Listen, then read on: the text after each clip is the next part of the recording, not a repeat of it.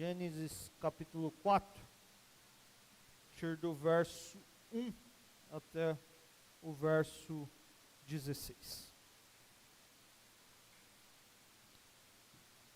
Adão teve relações com Eva, sua mulher, e ela engravidou e deu à luz a Caim. Disse ela: com o auxílio do Senhor eu tive um filho homem. Voltou a dar à luz, e dessa vez a Abel, o irmão dele. Abel tornou-se pastor de ovelhas, e Caim agricultor. Passado algum tempo, Caim trouxe do fruto da terra uma oferta ao Senhor. Abel, por sua vez, trouxe as partes gordas das primeiras crias do seu rebanho. O Senhor aceitou com agrado Abel e sua oferta, mas não aceitou Caim e sua oferta. Por isso Caim se enfureceu e o seu rosto se transtornou. O Senhor disse a Caim: por que você está furioso? Por que se transtornou o seu rosto? Se você fizer o bem, não será aceito, mas se não o fizer, saiba que o pecado o ameaça à porta. Ele deseja conquistá-lo, mas você deve dominá-lo. Disse, porém, Caim a seu irmão Abel: vamos para o campo. Quando estavam lá, Caim atacou o seu irmão Abel e o matou. Então o Senhor perguntou a Caim: onde está o seu irmão Abel? Respondeu ele: não sei. Sou eu o responsável por meu irmão? Disse o Senhor: o que foi que você fez? Escute, da terra o sangue do teu irmão está clamando.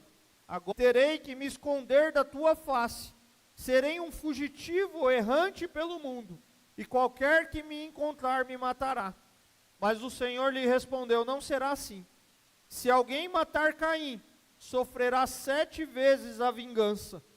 E o Senhor colocou em Caim um sinal, para que ninguém que viesse a encontrá-lo, o matasse. Então Caim afastou-se da presença do Senhor e foi viver na terra de Nod, a leste do Éden. Palavra do Senhor para nós. Pai, obrigado pela tua palavra, que o teu Santo Espírito fale aos nossos corações, ó Pai. Estejamos atentos para ouvir aquilo que o Senhor deseja nos falar. É assim que nós nos colocamos diante do Senhor, em nome de Jesus. Amém. Nos 2 primeiros capítulos de Gênesis, nós meditamos sobre a história da criação. A semana passada nós meditamos sobre a queda, o pecado, as suas marcas na humanidade e a expulsão do homem do jardim. E hoje nós vamos falar de Caim e Abel, a primeira geração pós-queda. Quando os portões do Éden se fecham ali para Adão e Eva, eles não deixam de ser o que Deus criou. O efeito da queda em todos nós não significa que deixamos de ser humano. Nós permanecemos à imagem de Deus. Mas a nossa rebelião, o pecado que nós herdamos de Adão e Eva, afetou profundamente como nós somos humanos. A queda provocou um efeito devastador sobre esta imagem. A imagem de Deus, ela não é totalmente aniquilada pela queda, mas é terrivelmente afetada, ou podemos dizer deformada. Aquele homem que foi criado para representar Deus, para espelhar o seu caráter, para ter comunhão com Deus, para ser o agente de Deus na sua criação, ele não deixa de receber essa função, ele não deixa de ter algumas características que Deus atribui a ele, mas não é como mais no princípio. Agora nós somos essa imagem afetada, agora nós somos essa imagem deformada. O capítulo 4, ele descreve para nós os eventos após a queda. As consequências e o impacto do pecado sobre a humanidade, onde veremos o que o pecado realmente pode fazer com o homem. E nós vamos ver aqui a primeira geração pós-queda. Nós vamos ver Caim e Abel, como nós lemos, os descendentes de Caim, o nascimento de Sete, Estudiosos dizem que mesmo sendo expulsos do jardim, que foi fechado ali, do jardim do Éden, eles ficaram morando na região do Éden. Não mais no jardim, mas naquela região que era privilegiada. E os versos 1 e 2, ou a primeira parte do verso 2, que nós lemos, diz que Adão e Eva tiveram relações, como era plano de Deus. Deus havia ordenado que eles crescessem, que eles se relacionassem, que eles multiplicassem, e essa multiplicação deveria acontecer. Agora, com uma gravidez, com sofrimento, Eva dá à luz ao seu primeiro filho, Caim, cujo nome significa adquirir. Eu adquirir do Senhor. E voltou a dar à luz e teve Abel, cujo nome significa sopro, aquilo que passa rapidamente. E o texto segue, e a segunda parte do verso 2 deixa evidente para nós que eles cresceram, que eles seguiram profissões diferentes. Abel tornou-se pastor de ovelha, e Caim, agricultor. Abel assumiu a vocação em cumprir o mandato de Deus, em dominar os animais. Lembram disso? Gênesis 1, Gênesis 2, dominem sobre os animais. E Caim se tornou lavrador, foi cuidar da plantação, cultivar aquilo que Deus havia criado. Eles estão desenvolvendo aquilo que Deus ordenou que fizessem.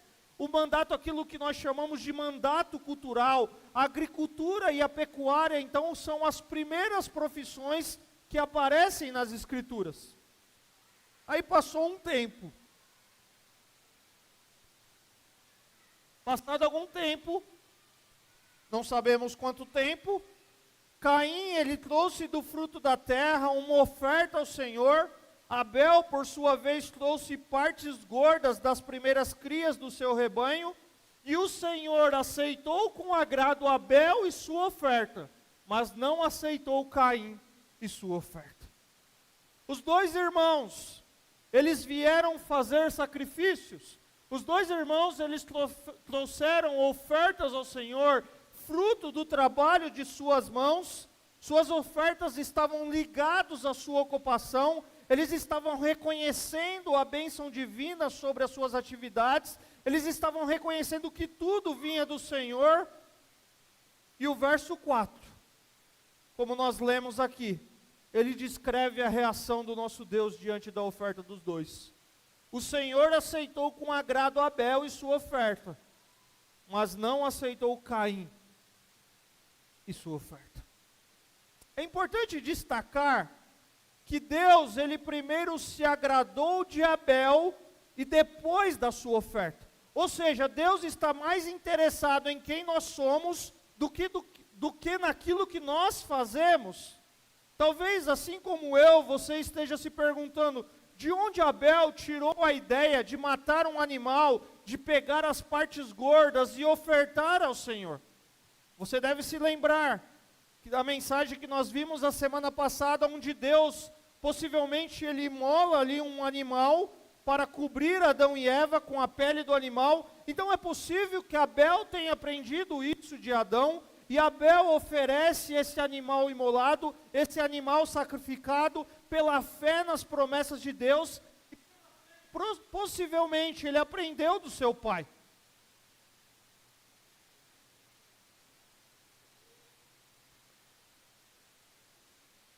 O fato é que não nos parece ter nada errado em Caim ter trazido o fruto da terra. Não parece ter nada errado em Abel ter trazido das suas ovelhas, pois eram frutos dos seus trabalhos, mas há algo diferente em suas ofertas. Pois Deus, ele não se agradou de Caim, mas Deus se agradou apenas de Abel e da sua oferta. Deus aceitou a oferta de Abel, mas rejeitou a de Caim. Hebreus 11, capítulo 4, diz assim: pela fé, Abel ofereceu a Deus um sacrifício superior ao de Caim. Pela fé, ele foi reconhecido como justo, quando Deus aprovou as suas ofertas, embora esteja morto, por meio da fé, ainda fala. Deus se agradou da pessoa de Abel, como eu disse, da sua intenção, da sua fé, da sinceridade do seu coração.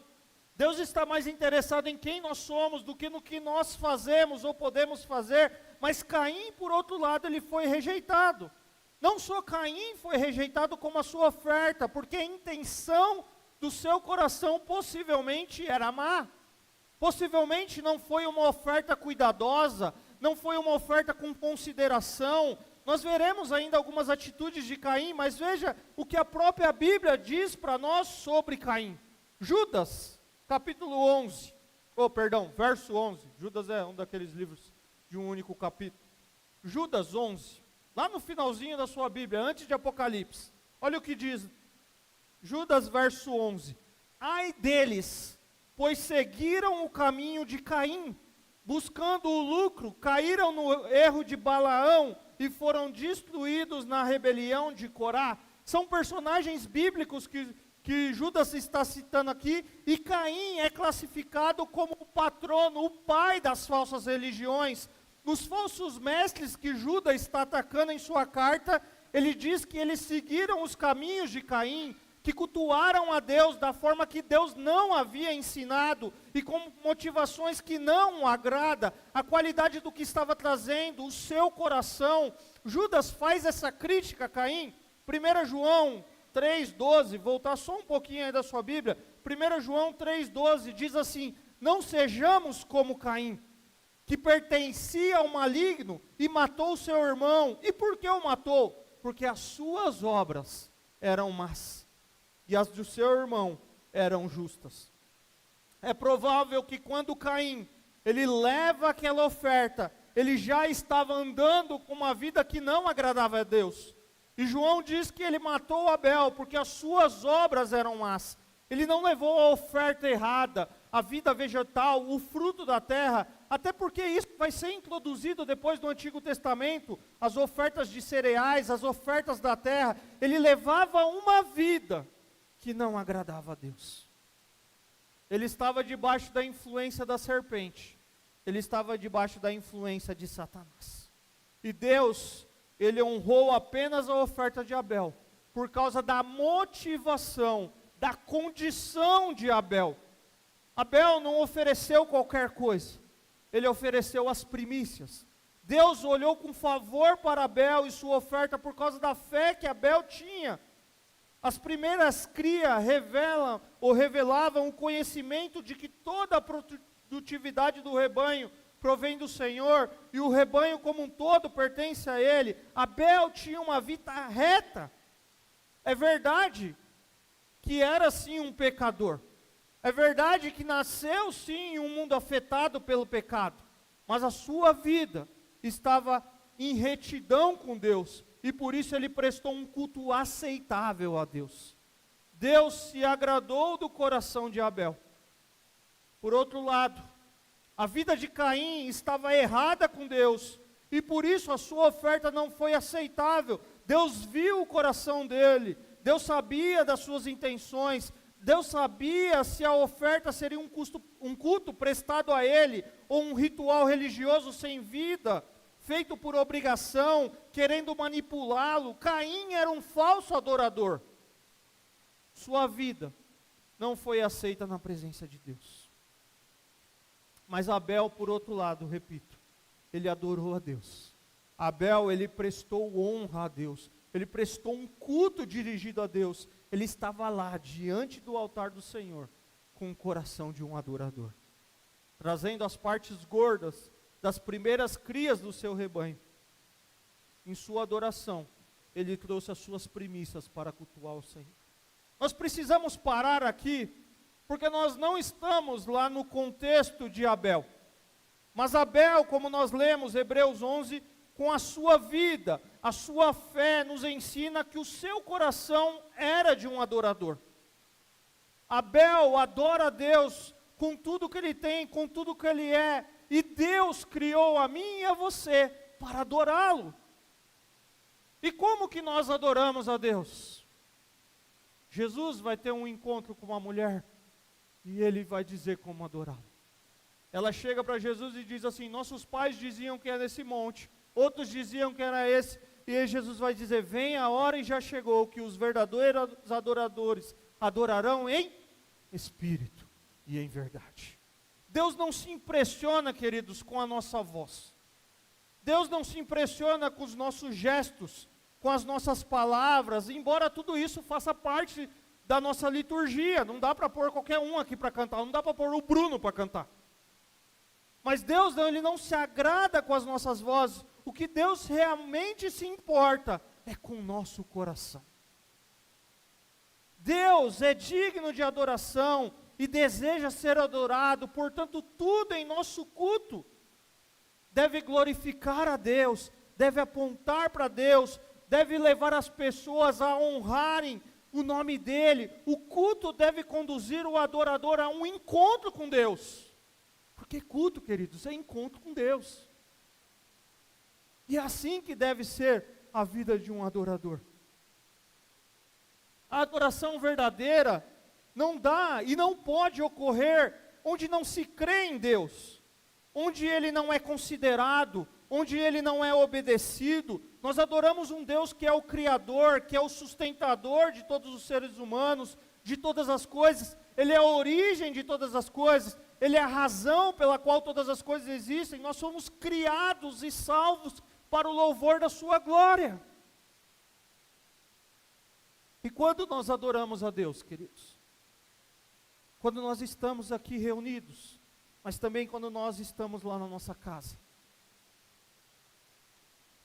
Quando nós vivemos uma vida reta diante dEle, quando nós permitimos que o Espírito dEle nos transforma, a cada dia nós adoramos a Deus e damos glória ao nome dEle, quando nós confessamos os nossos pecados, quando nós nos humilhamos diante dEle, quando nós colocamos diante dEle os nossos medos, quando colocamos diante dEle os nossos temores, quando nós lançamos diante dEle os nossos pecados, quando nós reconhecemos a sua santidade, quando nós experimentamos a sua graça, quando nós desfrutamos do seu amor, do seu perdão, porque a essência da adoração está em se render diante dEle, está em oferecer-se a Deus como uma resposta natural ao amor, à graça e à misericórdia dEle para conosco. Hoje você não precisa trazer os frutos, hoje você não precisa trazer um animal, graças a Deus, né? Já pensou o trabalho que ia dar para a gente? Ainda bem que Deus tinha estruturado tudo como ia funcionar ali. Hoje o nosso lugar, o nosso meio de encontro e adoração a Deus, a nossa oferta a Deus é por meio de Jesus Cristo.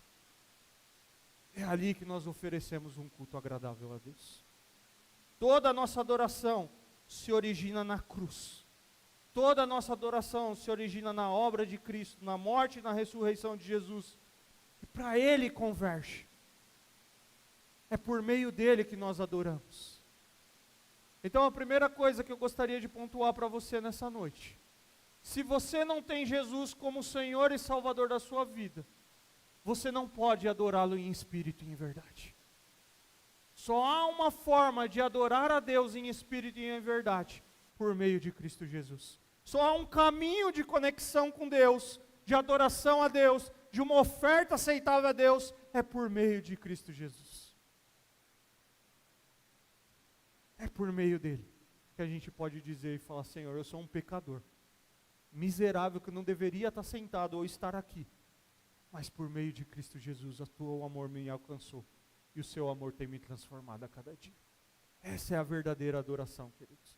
Não é a voz mais bonita, não é a pessoa mais bonita que fica na porta, não é o sorriso mais bonito, embora tudo isso importa. A gente se sente bem quando alguém dá um sorriso agradável para nós, quando a gente escuta uma boa voz, quando a melodia da música está entrosada, isso agrada a Deus, mas a verdadeira adoração é um coração, quando um coração se quebranta diante de Deus, por meio de Cristo Jesus. Você pode ter a melhor voz, você pode dar a sua melhor aula, eu posso fazer a minha melhor pregação, mas se não for por meio de Cristo Jesus, se não for para adorá-lo, não é um culto aceitável diante dele.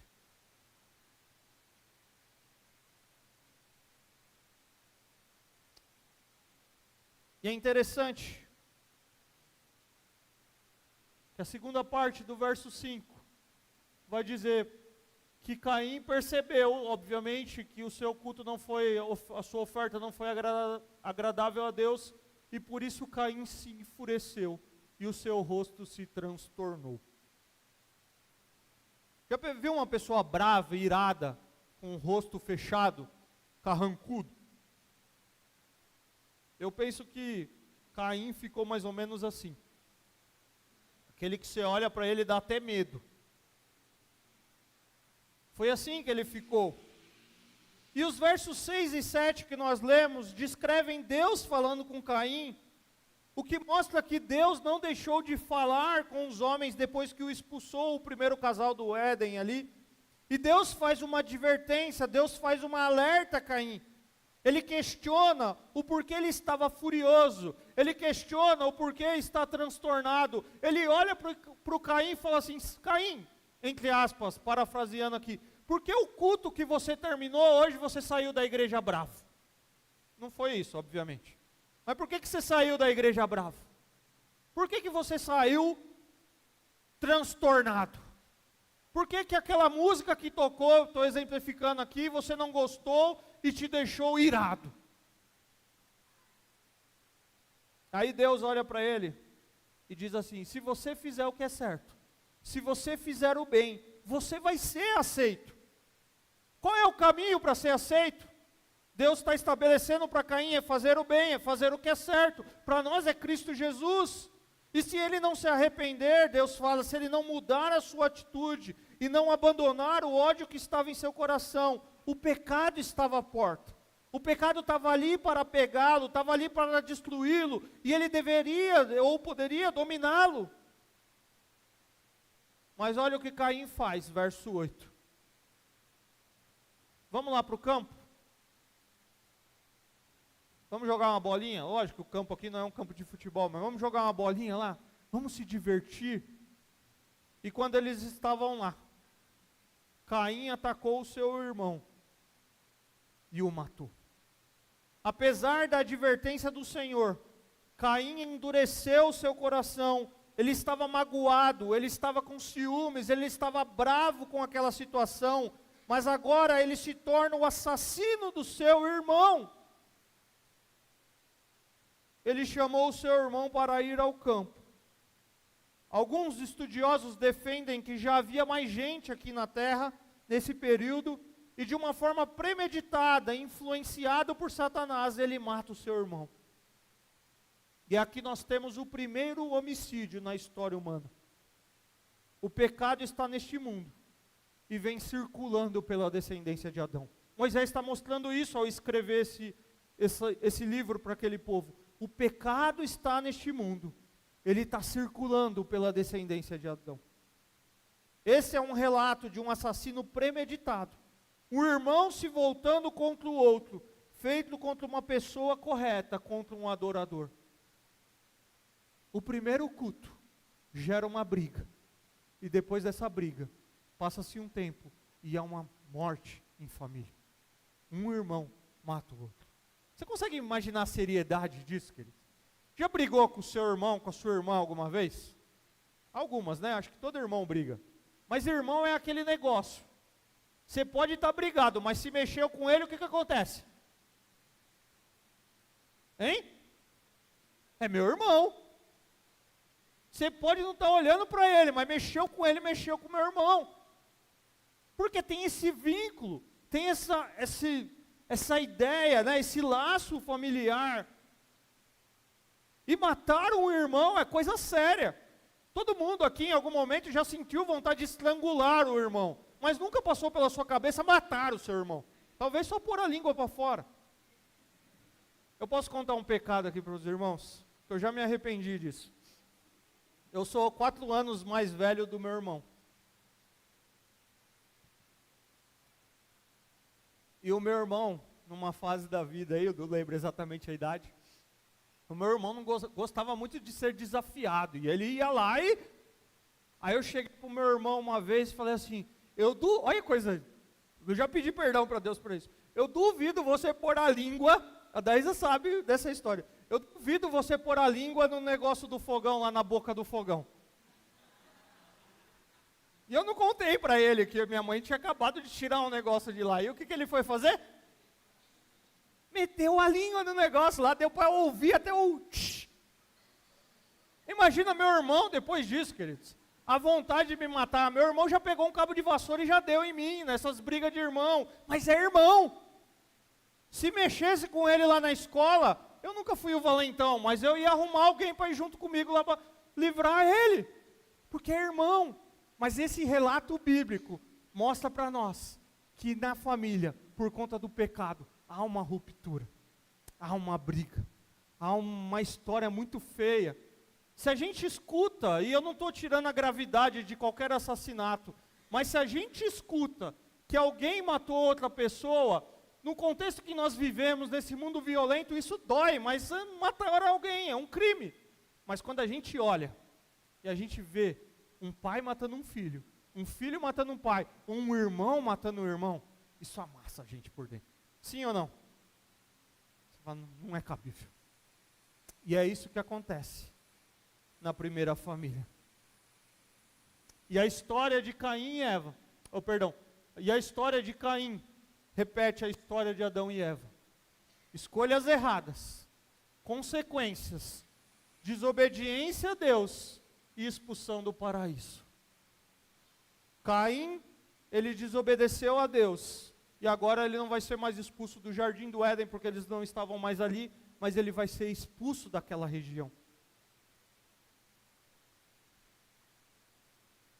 O pecado e as suas consequências. Caim ficou irado e matou Abel. Deus confronta Caim, onde está o seu irmão? Caim tenta se esquivar da responsabilidade, porque o pecado nos afasta de Deus, o pecado nos leva à destruição.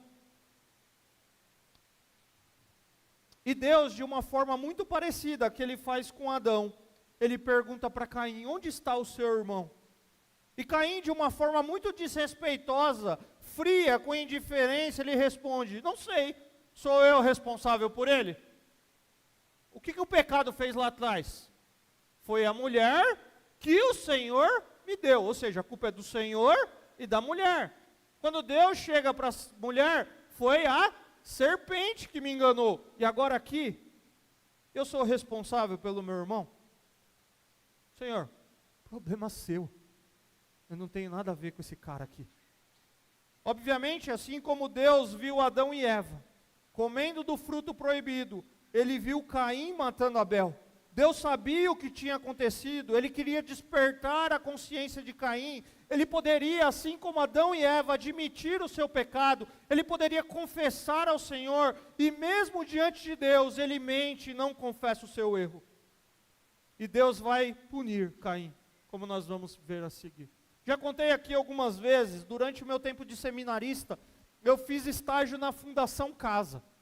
E era muito interessante, às vezes, você parar e conversar com alguns garotos. Sei que tem gente aqui que trabalhou com isso, que conhece essa história. E você vê que a pessoa está mais preocupada, porque ela está presa e está longe da sua mãe, porque muitos ali nem têm o contexto do pai, do que arrependido do que ele fez.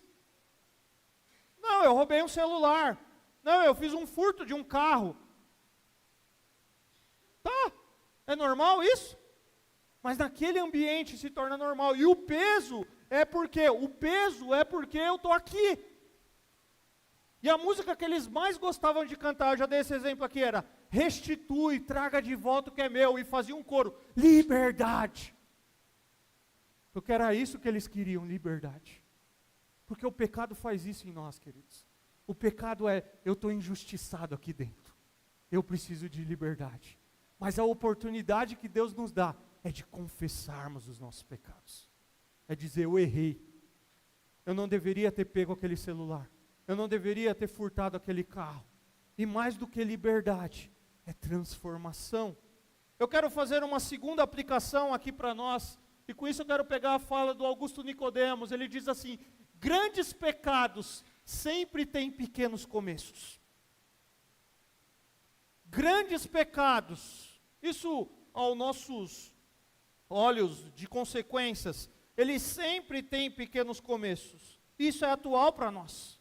Sabe quando começa um adultério? Quando nós passamos a olhar a quem nós não deveríamos ter olhado ou desejado. Como nós começamos com uma simples mensagem do WhatsApp, no direct, palavras que não deveriam ter sido ditas, começa com coisas pequenas. O adultério começa assim, com um relacionamento que não deveria, com uma abertura de um assunto que não deveria ter. O roubo, ele pode despertar numa pessoa pegando coisas pequenas.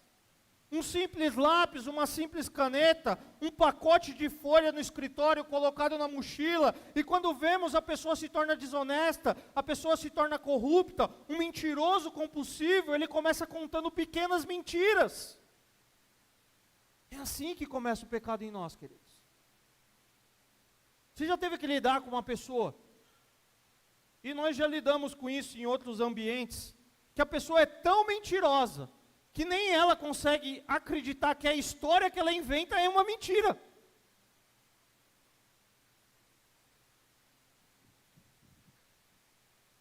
Nós tivemos que lidar com uma situação uma vez, uma pessoa que se tornou amiga nossa, e a gente até então não sabia, com problemas dentro da igreja, de uma pessoa compulsiva pela mentira. De uma pessoa que furtou irmãos da igreja, de uma pessoa que lesou várias pessoas dentro da igreja, e que começa numa coisa natural, mas que ela começa a contar uma história que você olha para aquilo, você fica com dó dela. E isso nos rodeia a cada dia. Pessoas egocêntricas, pessoas más e aproveitadoras, muitas vezes julgam as nossas melhores intenções por inveja, por ciúmes, por falta de comunhão com Deus, e por isso pode trazer graves problemas nos relacionamentos familiares, profissionais, e até na igreja. O resultado do pecado é nos fazer ficar afastado do Senhor e da sua palavra, da sua vontade revelada. Por isso, quando nós erramos, por isso quando nós reconhecemos, ou quando nós somos sensibilizados, ou alguém nos mostra o erro, nós precisamos nos arrepender. E por meio do único caminho, da verdade e da vida, Jesus, mudar o nosso caminhar. Para desfrutarmos de comunhão com Deus, o nosso coração precisa ser convertido por Cristo Jesus. Jesus precisa e nos transforma, e ainda assim, se na nossa caminhada nós falharmos, a Bíblia nos ensina, 1 João 1,9, que se nós confessarmos os nossos pecados, o que Ele faz? Ele é fiel e justo para nos perdoar de todo pecado e nos purificar de toda injustiça. Mas o pecado em nós, desde Adão e Eva, faz a gente dizer e falar, é culpa do outro. Foi a mulher que o Senhor me deu. A culpa é sua e da mulher. A culpa é da serpente. Eu não tenho responsabilidade nenhuma com meu irmão. Se o Senhor tivesse talvez aceitado o meu culto, isso não estaria acontecendo.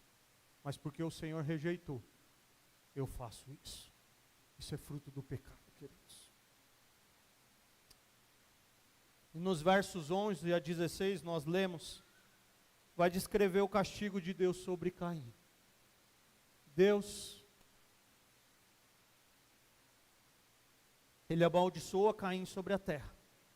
A terra que bebeu do sangue que Caim derrubou será maldita.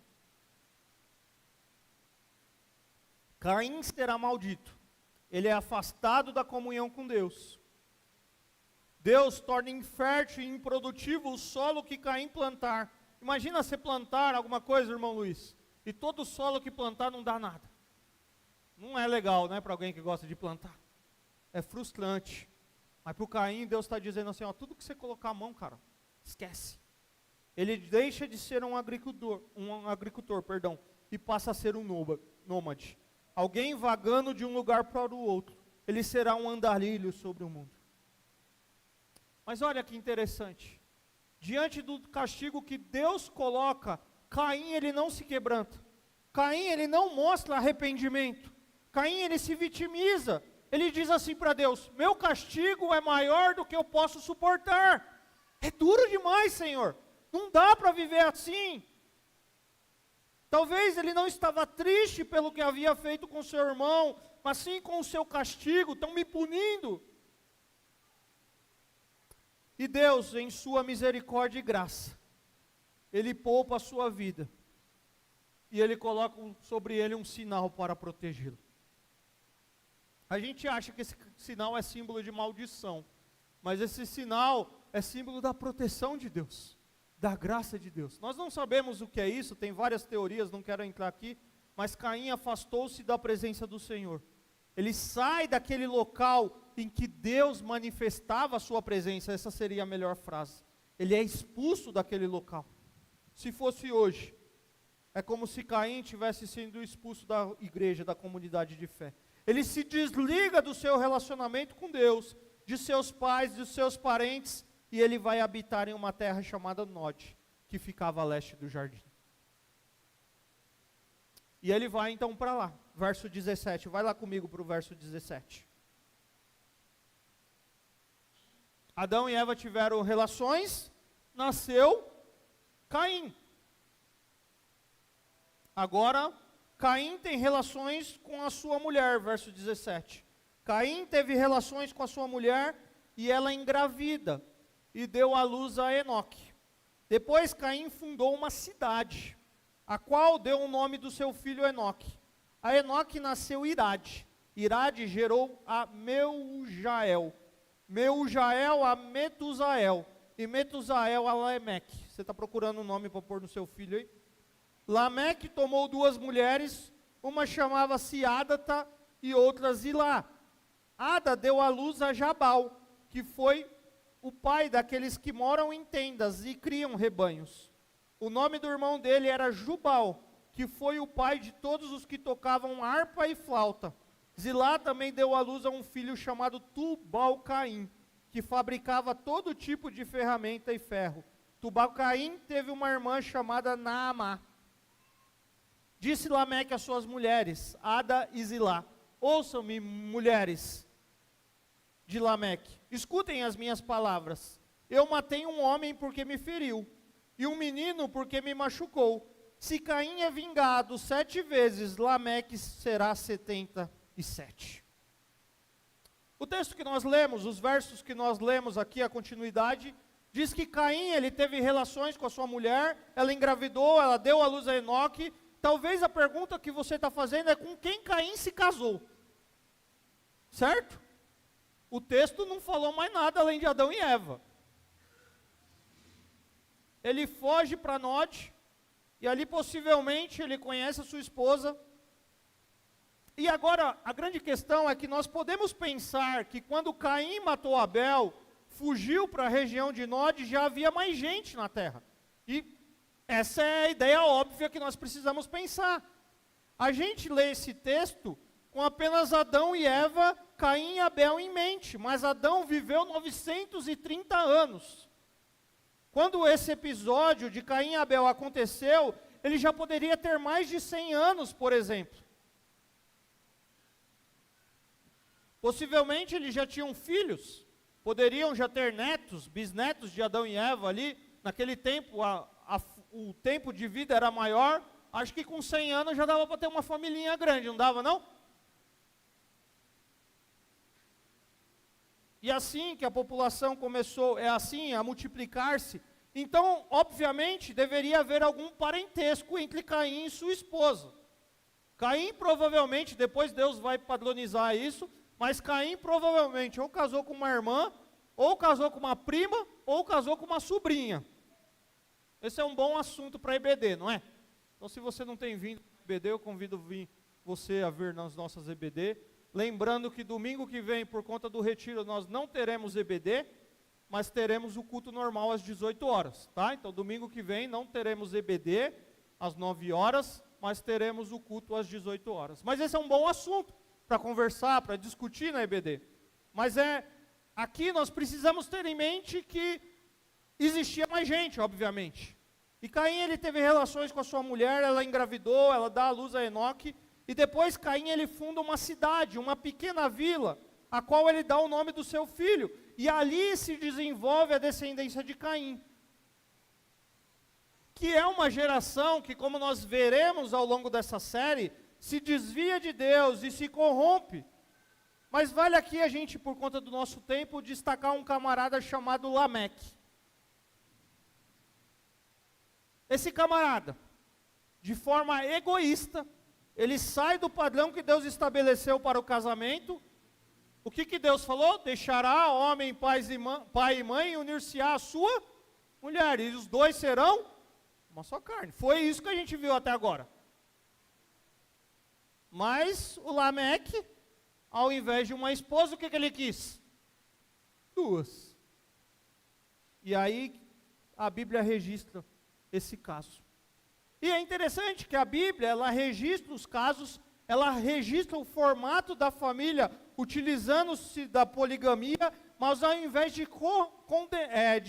recomendar, ela condena. Se você fizer uma leitura atenta das Escrituras, ou até o que nós já vimos ao longo dessa série, nós iremos perceber que a palavra de Deus é contra a poligamia. E Lameque tem 3 filhos.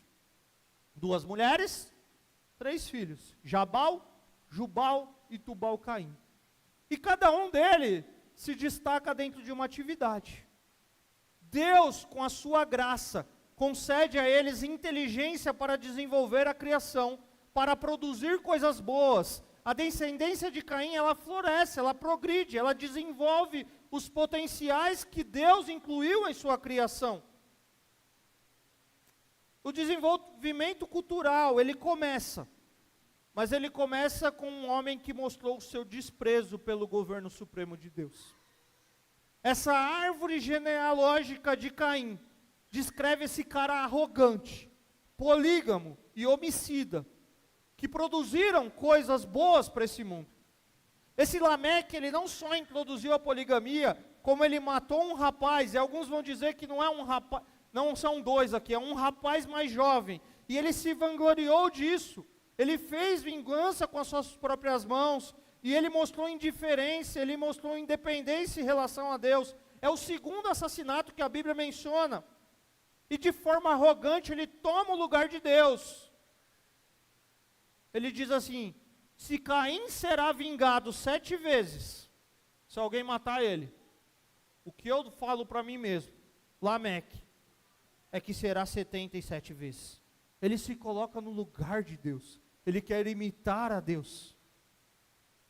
Aquela civilização avançada em desenvolvimento estava vivendo moralmente corrompida. Lameque demonstra o desprezo do pecado. A linhagem de Caim se torna a base para o desenvolvimento da civilização, mas também da corrupção. E aqui nós precisamos parar mais uma vez. Porque nós vivemos em um mundo cheio de avanços nas mais diversas esferas.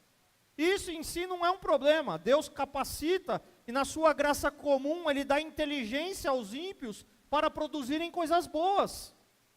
Pessoas descrentes também são muito capazes. Inteligentes, possuem habilidades. Eu estou para dizer que no tempo que eu trabalhei aí no mercado de trabalho, em alguns momentos eu prefiro, de competência profissional, eu prefiro trabalhar com descrente do que com crente. Que o lugar para ter gente preguiçosa é no meio de crente. E Deus, na sua graça comum, Ele dá competência tanto para o crente como para o descrente. E por isso que muitas vezes você trabalhou com gente que não tem a mesma fé que você, mas é um exemplo de profissional. Porque Deus, Ele dá essa inteligência. Mesmo com a queda, o homem e a mulher, eles continuam criativos, eles continuam capazes, eles continuam inteligentes. Quem nunca ouviu uma música aqui que não é cristã, que não aponta para Deus, mas você não admirou a estrutura daquela poesia? Não estou falando das músicas vulgares de hoje, estou falando de uma música bem feita. Quem nunca aqui foi e viu uma obra, seja uma construção, ou seja uma obra de arte, e você olha aquilo e você admira aquilo? Mas o problema é que neste mundo em desenvolvimento, homens e mulheres, eles continuam violentos. Nesse mundo em desenvolvimento, homens e mulheres continuam imorais, continuam cheios de ódios, inimizades, crimes. Muitos não querem saber de Deus. muitos querem apenas afirmar a sua autonomia, e é neste mundo e dentro desse contexto que nós estamos inseridos. E aí Jesus nos ensina diferente de Lameque. A palavra de Deus nos diz que Deus dá capacidade para essas pessoas. Mas Jesus, ele também olha e fala assim, Lameque diz, Jesus não está falando de Lameque ali no texto, mas o Lameque aqui que nós lemos, fala de vingar-se 77 vezes. E Jesus fala em perdoar quantas? Jesus fala em dar outra face. Jesus fala em andar mais uma milha. Jesus, ele nos leva para outro caminho. É por isso que nesse mundo cheio de maldade, por isso nesse mundo cheio de gente com muitas habilidades, mais talvez do que muitos crentes, nós precisamos olhar para esse mundo e falar, o mundo está corrompido, mas eu sou um servo de Deus ali, que estou levando a luz do meu Senhor Jesus. Eu sou um empregado, que não sou preguiçoso. Eu chego no horário, eu cumpro minhas obrigações, eu não deixo a equipe na mão, eu entrego o combinado. E se alguém me faz mal lá no trabalho, eu não vingo do mesmo jeito, eu mostro que pode ser diferente. Não é assim na nossa caminhada, queridos. É assim que Jesus faz com a gente. Ele fala assim, ó, tem gente arrogante como Lameque no mundo.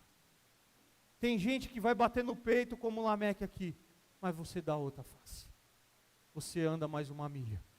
Você perdoa 70 vezes 7. Obviamente, isso é uma ilustração, se for necessário. Por isso que para a gente se manter empregado nesse mundo, queridos, a gente vai precisar perdoar. Por isso, para a gente se manter casado nesse mundo, a gente vai precisar andar mais uma milha. Por isso, para a gente ter paz com outras pessoas, a gente vai precisar dar outra face. Porque nós vivemos no mundo corrompido. Escândalos vão aparecer o tempo todo. Ah, o mercado que eu faço compra apoia tal coisa. Vai ser sempre assim. E você, como alguém que compra, tem o direito de continuar comprando lá ou não. Mas é de um ímpio, que Deus deu capacidade, glória a Deus, que tem desenvolvido a criação. E aí a gente precisa olhar para esse mundo. A nossa visão de mundo tem que ser de um mundo corrompido. É assim o mundo em que vivemos. É aqui que a gente precisa experimentar um ambiente de caminhar junto, de estar em unidade, de falar bem um dos outros, de dar a mão uns para os outros. Porque lá fora, queridos, pode ter um colega seu de trabalho indo almoçar com o seu chefe e falando mal de você. E aí você vai descobrir. E aí o que você faz? Vai ficar emburradinho igual o Caim? Ou vai olhar para a palavra de Deus e falar, é assim, esse é o mundo em que nós vivemos. Se dentro de casa acontece isso, os Lameques estão por aí, gente arrogante, gente que manipula, gente que tem mais de uma mulher, gente que faz um monte de coisa para viver essa vida, ou mulher que tem mais de um homem, e estão lá. E a gente foi chamado nesse mundo, que Jesus nos envia para ser sal e para ser luz. É lá que a gente tem que brilhar, queridos. É lá que a gente precisa fazer diferença. Talvez num chefe super competente que você deu, que Deus colocou perto de você ali, mas um imoral. A sua conduta é imoral. E você se mostrando uma postura de um servo de Deus. E Ele vendo Deus através de você. Esse é o nosso desafio. Mas há uma esperança. Versos 25 a 26, e com isso a gente vai caminhando para a reta final. Novamente, Adão teve relações com a sua mulher, e ela deu à luz a outro filho, a quem chamou Sete, dizendo, Deus me concedeu um filho no lugar de Abel, visto que Caim o matou. Também a Sete nasceu um filho, a quem deu o nome de Enos, e nessa época começou a invocar-se o nome do Senhor. Nós vimos os relatos de Caim e Abel, os relatos da descendência de Caim. Agora o texto descreve que aquele de quem viria a linhagem santa, Adão e Eva estão lá na região do Éden, têm relações, dão à luz a outro filho, a quem põe o nome de Sete, um filho que na visão deles Deus concedeu no lugar de Abel, E Sete tem um filho a quem coloca o nome de Enos. E eles se alegram com isso. Você consegue imaginar o coração daqueles pais? Consegue imaginar o coração de Adão e Eva? Você já parou para fazer esse texto pensando nisso? Se colocando no lugar de Adão e Eva? Perderam um filho morto. E quem matou? O irmão. Só que não só isso. Eles perderam o outro filho. Porque o que Deus fez com o filho que ficou vivo? Vaza daqui. Mas eles continuaram crendo que Deus enviaria um descendente que haveria de esmagar a cabeça da serpente, porque essa é a promessa. Vai ter um descendente que vai esmagar a cabeça da serpente. Abel morreu, Caim foi rejeitado, e a promessa de redenção passou ao terceiro filho de Adão e Eva. Sete é o pai de todos os que são citados nas genealogias, que segue no capítulo 5, que nós veremos mais outro dia, mais à frente. Com a morte de Abel, nós não tivemos mais os relatos das ofertas, e agora na descendência de Sete, e Enos, o seu filho, começa a descendência daqueles que invocam o nome do Senhor. Eles não estão só interessados na cultura, eles estão associados com o desenvolvimento do culto a Deus. A linhagem de Caim fez desenvolvimento da tecnologia, fez desenvolvimento da música, da cultura, mas eles não mencionavam nada sobre Deus. Eles não tinham um relacionamento com Deus, e a partir de agora o nome do Senhor passa a ser cultuado. Caim, ele fundou a primeira cidade que nós temos notícia, mas ele tinha o seu coração e o seu tesouro nas coisas desse mundo. Nós vimos como ele agiu, nós vimos como foi a sua descendência, mas Abel também nos mostra uma cidade, que ele foi o primeiro personagem bíblico que partiu para o reino celestial, a morada dos salvos, e por meio da descendência de Sete, vem o nosso Senhor e Salvador Jesus Cristo, o descendente da mulher que esmagaria a cabeça da serpente. Com isso eu aprendo duas coisas, essas que eu falei: o desenvolvimento, o crer na promessa de Deus, a promessa de Deus de redenção, mas desenvolver a cultura distante de Deus, só mostra o quão imoral é o nosso coração. Nós precisamos desenvolver sim, mas perto de Deus. É por isso que eu repito o que eu já falei, é lá no trabalho que a gente precisa ser luz, para as pessoas verem que dá para ser competente, dá para ser referência naquilo que você faz e ser um servo de Deus. Você não precisa abandonar o seu casamento para ter um cargo de gestão. Você não precisa trapacear para ter um cargo de gestão. Você não precisa abandonar tudo para ter um cargo de gestão, ou para ter um cargo melhor na sua empresa. Basta continuar confiando nas promessas de Deus, naquilo que Deus te vocacionou, naquilo que Ele tem te dado de sabedoria, naquilo que Ele tem mostrado para você que é a sua competência, e vai lá, e faz bem feito, mas não abandona Deus pelo caminho. Sabe o que acontece na vida da maioria dos executivos, que cresceram profissionalmente, que desenvolveram a criação, que são competentes naquela área? É mais de um casamento. Já deixaram 2 ou 3 para trás, porque priorizaram outras coisas.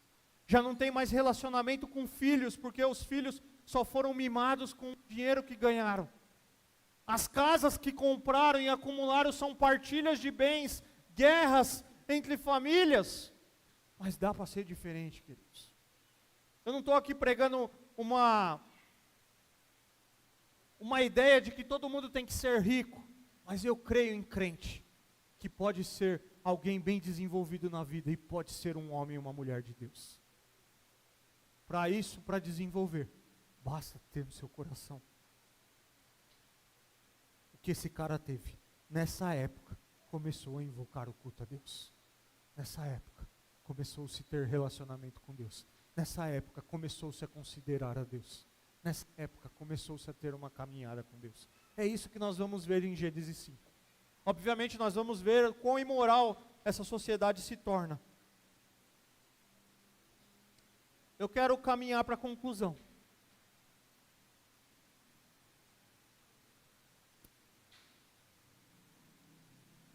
E fazer uma primeira pergunta para você. Como está a nossa vida de obediência e de adoração a Deus? Como que está seu coração aqui sentado nessa cadeira? Como que está o meu aqui em pé, falando com vocês? Só há um meio de adorar em espírito e em verdade. É quebrantado por meio de Cristo Jesus. Só há um meio. Não é a música que eu mais gosto. Não é o texto bíblico que eu mais gosto. Porque pregar séries assim expositivas às vezes é desafiador, queridos. Eu tenho os meus textos de preferências na Bíblia. Embora eu acho que a gente não tem que ler a Bíblia como um todo. Mas é desafiador. Não é o texto que eu mais gosto. É a Bíblia sendo pregada. É a música sendo cantada para exaltar a Deus, e eu sendo tocado, quebrantado pelo Espírito Santo de Deus, para olhar para Jesus e para dizer, é para o Senhor, é para a sua glória, é para o seu louvor. Eu não merecia estar aqui, mas graças ao seu amor, como nós abrimos esse culto, o Senhor nos alcançou. Segunda pergunta, como que você encara as narrativas do livro de Gênesis? Para você ela é um conto de fadas? Era uma vez? Ela é um mito, ela é uma lenda, ela é uma narrativa religiosa qualquer? Ou você lê isso fazendo uma leitura histórica, verdadeira, e enxergando no texto a revelação de Deus, que molda a nossa visão de mundo, e fundamenta a nossa caminhada de vida cristã? Lucas 3.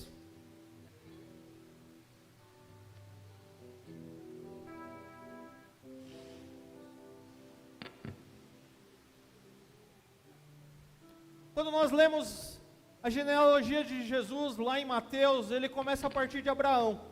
Mas olha Lucas 3, vai lá para o finalzinho. Vamos para o 37. Não, vamos para o 36.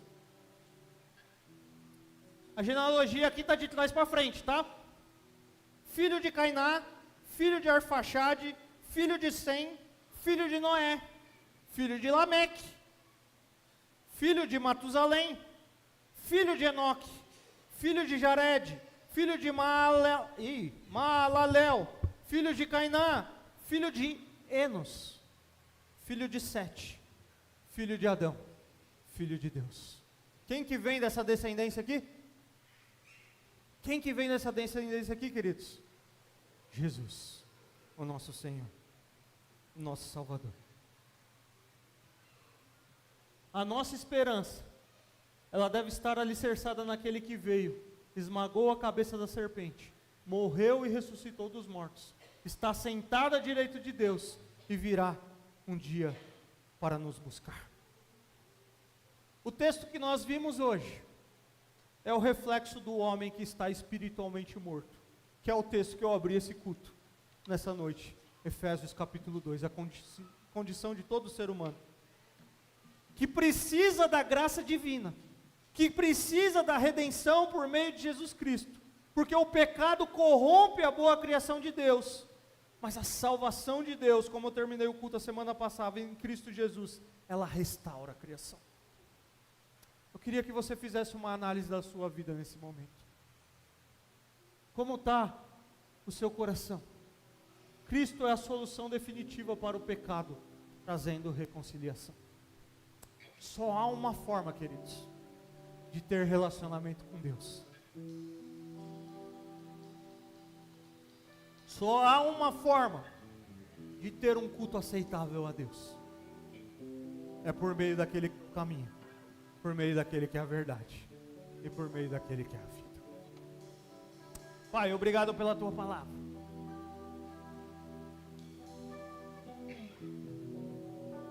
Porque é por meio do Senhor, através do seu Filho Jesus Cristo, o nosso Senhor e Salvador, que todas as coisas são reconciliadas. É o Senhor que nos tira do império das trevas e nos transpõe para o reino do seu Filho amado. É o Senhor que olha para o nosso coração, para a nossa natureza pecaminosa e transforma a nossa vida. É o Senhor que regenera o nosso coração. É o Senhor que olha para nós e diz assim: você precisa de mim nessa caminhada. Não dá para avançar e progredir nessa vida, ou até dá, mas vai ser uma vida sem relacionamento comigo. Mas você pode viver aquilo que eu tenho para você, a história, um casamento saudável, uma vida boa, pode desfrutar das minhas bênçãos, mas com relacionamento comigo. Porque eu, desde lá do começo, eu tracei um plano de redenção, desde a eternidade.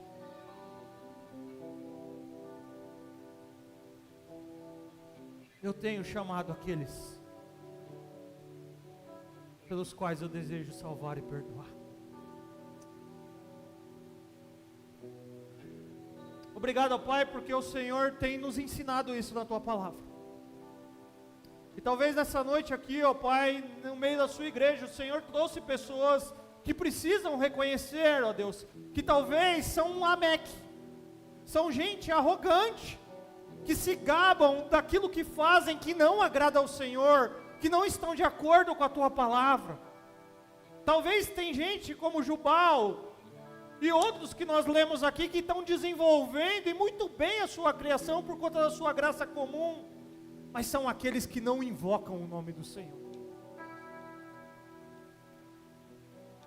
E o Senhor deseja transformar esses e dizer: é possível fazer tudo isso, ou melhor, fazer aquilo que eu ordenei na minha palavra, ter um casamento com uma mulher só, viver uma vida que me agrada, criar os seus filhos debaixo do meu caminho, cuidando do coração deles, desenvolvendo uma boa profissão, progredindo na minha profissão, mas em relacionamento comigo. Talvez há aqueles que na sua caminhada com o Senhor já entenderam isso, e o Senhor nessa noite trouxe aqui, ó Pai, para os lembrar que se eles confessarem os seus pecados, o Senhor é fiel e justo para perdoar e purificar. Talvez tem gente aqui nessa noite, ó Pai, que precisa confessar os seus pecados diante do Senhor. Talvez tem gente nos ouvindo pela internet, ó Pai, que precisam confessar o seu pecado diante do Senhor.